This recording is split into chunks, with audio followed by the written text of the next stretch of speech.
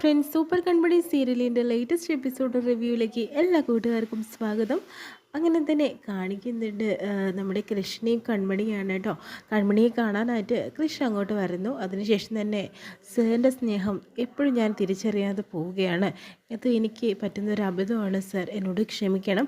ഞാൻ ഇത്രയും ദിവസം സാറിനോട് ചെയ്തതിനൊക്കെ മാപ്പ്. ഇനി ഒട്ടും തന്നെ സാറിനെ വിട്ടിട്ട് എനിക്ക് എങ്ങോട്ടും പോകാനായിട്ടും പറ്റില്ല. സാറില്ലാതെ എനിക്ക് ജീവിക്കാനും സാധിക്കില്ല എന്ന് പറയുന്നു.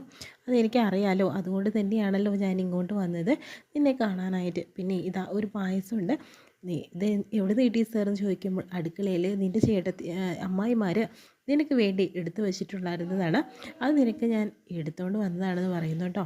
അപ്പോഴത്തേനും ഇതവർ കണ്ടില്ലേ, അവരങ്ങനെ കാണാനൊന്നുമില്ല, അവരൊന്നും അവിടെ ഉണ്ടായിരുന്നില്ല. അതുകൊണ്ട് ഞാനത് അവിടെ നിന്ന് എടുത്തിട്ട് വന്നു നിനക്ക് തരാനായിട്ടെന്ന് പറഞ്ഞിട്ട് കൺമണിക്ക് കൊടുക്കുന്നു കേട്ടോ. നീ അത് കുടിച്ചെന്ന് പറയുന്നു. സാറ് കുടിച്ചോളും, എനിക്കിപ്പോൾ വേണ്ട, നീ കുടിക്കുകയെന്ന് പറയുമ്പോൾ അങ്ങനെ കൊടുക്കുക കേട്ടോ ചെയ്യുന്നത്. അതിനുശേഷം തന്നെ ആ പായസം എങ്ങനെ ഉണ്ടായിരുന്നു കൺമണിയെ ചോദിക്കുകയാണ്. വളരെ നന്നായിട്ടുണ്ടായിരുന്നു സാർ എന്ന് പറയുന്നുണ്ട്.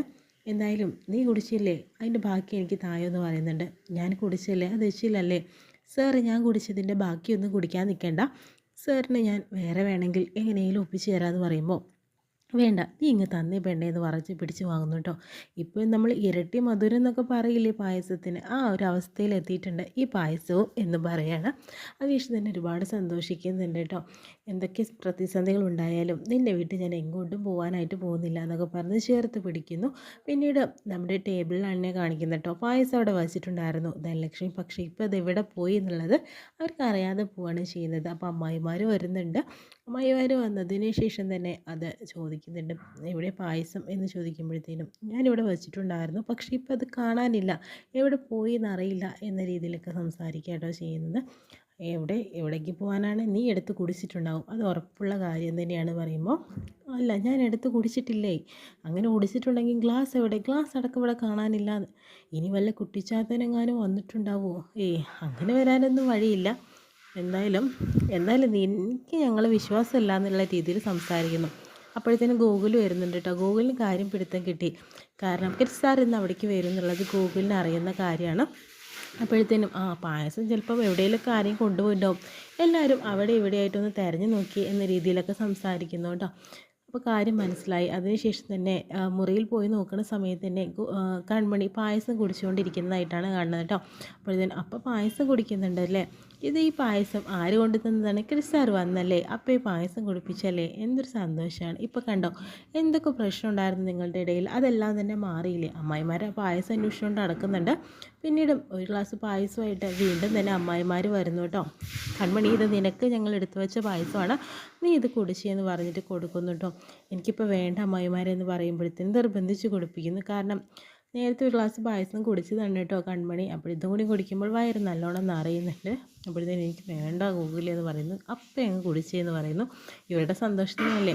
പിന്നെ അതിൽ ഭാമേച്ചി പറയുന്നുണ്ട്, എന്തായാലും ഞാൻ ഇംഗ്ലണ്ടിൽ പോകാൻ തീരുമാനിച്ചു, ഇവർക്ക് രണ്ടുപേർക്കും അല്ലെങ്കിൽ തിരിച്ചു കയറണം, ആ സസ്പെൻഷൻ ഒന്ന് റദ്ദാക്കി തരണം കൺമണി, ഇവർ തിരിച്ചെടുക്കാനായിട്ട് പറയണം കേട്ടോ എന്ന് പറയുമ്പോൾ ഗൂഗിൾ പറയുന്നുണ്ട്, അതെല്ലാം അപ്പം പറഞ്ഞോളും, അപ്പോൾ ഒന്ന് റിലാക്സ് ചെയ്യട്ടെ, പടിയും കൂത്തും ഒക്കെ കഴിഞ്ഞ് വന്നതല്ലേ, അപ്പോൾ ഒന്ന് റിലാക്സ് ആയതിനു ശേഷം എന്തായാലും തിരിച്ചെടുത്ത് തരും, അതാണ് സന്തോഷം, മതി മതി പറഞ്ഞ് പോവാട്ടോ. എനിക്ക് മതി ഗൂഗിളി എന്ന് പറയുമ്പോഴത്തേനും അപ്പോൾ കുടിച്ച് എന്തായാലും കിഡ്സാർ വന്നതിൻ്റെ സന്തോഷമല്ലേ, ഇരട്ടി മധുരം ആയിക്കോട്ടെ എന്ന രീതിയിൽ അവനും പറഞ്ഞിട്ട് പോകുന്നു. പിന്നെയും സാഗറിനെയും സുജുവിനെയും തന്നെയാണ് കേട്ടോ കാണിക്കുന്നത്. അങ്ങനെ ഉറക്കത്തിൽ എണീക്കുന്ന സാഗർ, അതുപോലെ തന്നെ സുജു, അയ്യോ സമയം വൈകിയല്ലോ, ഇന്ന് ഇത്ര ലേറ്റ് ആവാൻ കാരണം എന്താ, ഉറങ്ങിപ്പോയല്ലോ, ഇനിയിപ്പോൾ എന്ത് ചെയ്യും പറഞ്ഞിട്ട് എണീക്കുന്നു. താനൊന്നും ഇവിടെ കിടന്നേ, ഇല്ല സാഗർ, ഇനി പോയിട്ട് കിച്ചണിൽ പോയിട്ട് പണിയുണ്ട്, പിന്നെ സാഗറിന് കറക്റ്റ് ടൈമിൽ ഭക്ഷണമൊക്കെ വേണ്ടേ, അതെല്ലാം ഞാൻ തയ്യാറാക്കി തരണ്ടേ, അതുകൊണ്ട് തന്നെ സാഗർ ഇവിടെ കിടന്നു, ഞാൻ പോയിട്ട് എടുത്തുകൊണ്ട് വരാമെന്ന് പറയുന്നു. എൻ്റെ സന്തോഷമല്ലേ വലുത്, അതുകൊണ്ട് സുജു നീ ഇല്ലെങ്കിൽ എന്ത് സന്തോഷമാണ് ഉള്ളത്, നീ എൻ്റെ കൂടെ കിടന്നാലല്ലേ എനിക്ക് സന്തോഷം എന്ന രീതിയിലൊക്കെ സുജുവിനോട് സംസാരിക്കുന്നത് കേട്ടോ.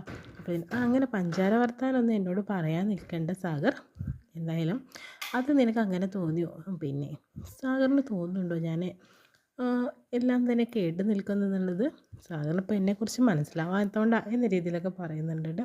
അപ്പോൾ ഇതിന് സാഗർ പറയുന്നുണ്ട്, ഇപ്പോൾ എനിക്ക് നിന്നോട് സ്നേഹമില്ലെന്നാണോ സൂചി പറഞ്ഞു വരുന്നത്, അങ്ങനെയൊന്നല്ല, ഞാൻ വെറുതെ പറഞ്ഞതേ ഉള്ളൂ. എന്തായാലും സാഗർ നിൽക്കുമെന്ന് പറയുന്നു. പെട്ടെന്ന് തന്നെ സൂചി വാതിൽ തുറക്കുന്ന സമയത്ത് തന്നെ ചായയൊക്കെ ആയിട്ട് നമ്മുടെ മാനസ അവിടെ നിൽക്കുന്നുണ്ട്. ഒന്നാമത് അവൾ സോപ്പിട്ട് കയ്യിലാക്കാൻ വേണ്ടിയിട്ട് നിൽക്കുന്ന നിൽപ്പാണ്. അതിനുശേഷം തന്നെ ചായ കൊടുക്കുന്നതിനും അത് നല്ല ചായയാണെന്ന് പറഞ്ഞിട്ട് രണ്ടുപേരും നല്ല അഭിപ്രായം പറയുന്നു കേട്ടോ. അപ്പോഴത്തേനും എനിക്ക് നന്നാവുമെന്ന് അറിയില്ല, ഒക്കെ ദൈവത്തിൻ്റെ കയ്യിലാണെന്ന് പറയുന്നു. ഈ ചായ കുടിച്ചാൽ ദൈവം പോലും നന്നായിട്ടുണ്ടെന്നേ പറയുള്ളൂ. അത്രയും ഗംഭീരമായിട്ടുള്ള ചായ. മോൾക്ക് ചായ ഇടാനൊക്കെ നന്നായിട്ട് അറിയാമല്ലോ എന്ന് പറയുന്നു. നിങ്ങൾക്ക് വേണ്ടിയിട്ട് ഞാൻ എന്തൊക്കെ ചെയ്തു തരണം നീ കണ്ടോ എന്ന് പറയുക കേട്ടോ. അപ്പോഴത്തേനും സാഗറിനോട് ചോദിക്കുന്നുണ്ട് സുജു, ഞാനിട്ട ചായയാണോ അതോ സാഗറിൻ്റെ മരുമകളിട്ട ചായയാണോ സാഗറിന് ഏറ്റവും കൂടുതൽ ഇഷ്ടം ചോദിക്കുമ്പോൾ സാഗർ പറയുന്നുണ്ട് ഇപ്പം എട്ടല്ലോ ഇത് എന്ന് ചോദിക്കുമ്പോൾ അപ്പോഴത്തേനും നമ്മുടെ മാനസ് പറയുന്നുണ്ട് എനിക്ക് ഭയങ്കര ഇഷ്ടപ്പെട്ടു, ആൻറ്റി ഇങ്ങനെ പറഞ്ഞല്ലോ നിങ്ങളുടെ മരുമകളായിട്ട് എന്നെ കണക്ക് കളിക്കല്ലോ എന്ന് പറയുന്നു. അത് ഞങ്ങൾ എന്നും തീരുമാനിച്ചതല്ലേ, ഇനി അങ്ങോട്ട് തന്നെ അങ്ങനെ തന്നെ ആയിരിക്കും, നീ തന്നെയാണ് ഞങ്ങളുടെ മരുമകളെന്ന് പറഞ്ഞ് നമ്മുടെ മാനസയ്ക്ക് ഒരു ഉമ്മയൊക്കെ കൊടുത്തതിന് ശേഷം സുജു പറയുന്നുണ്ട് കൃഷ്ണൻ കുറച്ച് പോരായ്മകളൊക്കെ ഉണ്ടായിരുന്നു, അത് കൃഷ്ണൻ്റെ തെറ്റല്ല മോളെ എന്ന് പറയുന്നു. അതൊന്നും സാരില്ല ആൻറ്റി, അതെല്ലാം ക്ഷമിച്ചും പുറത്തും ഞാൻ കൃഷ്ണൻ്റെ കൂടെ ജീവിച്ചോളാം എന്ന് പറയാം കേട്ടോ. അതിനുശേഷം മാനസ അങ്ങോട്ട് പോകുന്നു. അതിനുശേഷം തന്നെ നല്ല ചായയാണല്ലേ മാനസ, നമുക്ക് ചായ കിട്ടാൻ കൂടുന്നല്ലോ, നല്ല കുട്ടിയാണെന്ന് പറയുന്നു. സുജു ഇതിൻ്റെ പുറകിൽ എന്തോ ദുരൂഹത ഉണ്ടെന്ന് എനിക്ക് തോന്നുന്നുണ്ട്, മനസ്സ് നല്ലതാണ് പക്ഷേ അവൾ എന്തൊക്കെയോ നാടകം കളിക്കുന്നത് പോലെയൊക്കെയാണ് എനിക്ക് തോന്നുന്നത്, വേണമെന്ന് വെച്ച് ചെയ്യുന്നത് പോലെ എനിക്ക് തോന്നിയിട്ടില്ല എന്നൊക്കെ പറയുന്നുണ്ട്. അത് സാഗറിന് തോന്നുകയാണ്. എടാ ഒരു കാര്യം ഞാൻ പറയട്ടെ, നിനക്കും എനിക്കും ആൻറ്റിയമ്മയ്ക്കും എല്ലാവർക്കും ഇഷ്ടമാണ് അവളെ മരുമകളാക്കി കൊണ്ടുവരാനും ഈ വീട്ടിലേക്ക് കൊണ്ടുവരാനൊക്കെ. അപ്പോൾ പക്ഷേ ഇത് കൃഷിനോട് ചോദിച്ചോ, അവൻ്റെ ഇഷ്ടം നിങ്ങൾ ആരെങ്കിലും ചോദിച്ചോ എന്ന് ചോദിക്കുമ്പോഴത്തേനും അത് ചോദിച്ചില്ല, അവനെങ്കിലും ഇഷ്ടപ്പെടണ്ടേ എന്നാലല്ലേ കാര്യങ്ങൾ നടക്കുള്ളൂ എന്ന് പറയുന്നു. ഇനിയിപ്പോൾ നമ്മൾ എന്താണ് സാഗർ ചെയ്യേണ്ടത്, ഇനിയിപ്പോൾ ഒന്നും ചെയ്യാനില്ല, നമ്മൾ വരട്ടെ, ഇത് ഇഷ്ടപ്പെടാത്ത മനസ്സുകൾ ഒരുമിപ്പിക്കാൻ എന്തിനാ സുജു നോക്കുന്നതെന്ന് സുജിനോട് സാഗർ പറയുന്നു. അപ്പോഴത്തേനും ആകെ ടെൻഷനായിട്ട് നിൽക്കുകയാണ്. പിന്നീട് മാനസ ആൻറ്റിയമ്മയുടെ അടുത്തേക്ക് പോകുന്നു.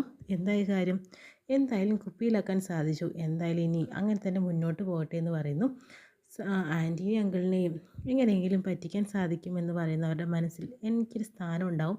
പിന്നെ ഒരു കാര്യം നീ മനസ്സിലാക്കിക്കോ, അനിയൻകുട്ടി നല്ലൊരു മനുഷ്യനാണ്, വളരെ സ്നേഹമുള്ളൊരു മനുഷ്യനാണ്, പക്ഷേ അവനൊരു നല്ലൊരു ബിസിനസ്സുകാരനും കൂടിയാണ്, അത് നീ മറക്കണ്ട.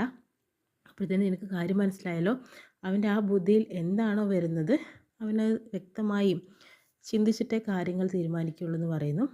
ആൻറ്റിയമ്മേ ഞാനൊരു GM കൂടിയാണ് കമ്പനിയിലെ, എനിക്കറിയാം ആ ഒരു ബിസിനസ് കാര്യങ്ങൾ എങ്ങനെ ഡീൽ ചെയ്യണം എന്നുള്ളത്, ആൻറ്റിയമ്മ വിഷമിക്കേണ്ട, കാര്യങ്ങൾ ഞാൻ എങ്ങനെയെങ്കിലും ഡീൽ ചെയ്ത് നടത്തിക്കോളാം എന്ന് പറയുന്നുണ്ട്.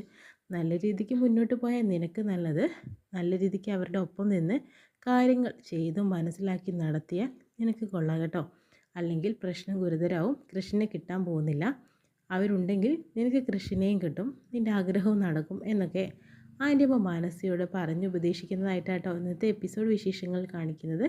പ്രൊമോ വിശേഷമായിട്ട് നമുക്ക് വൈകിട്ട് കാണാം.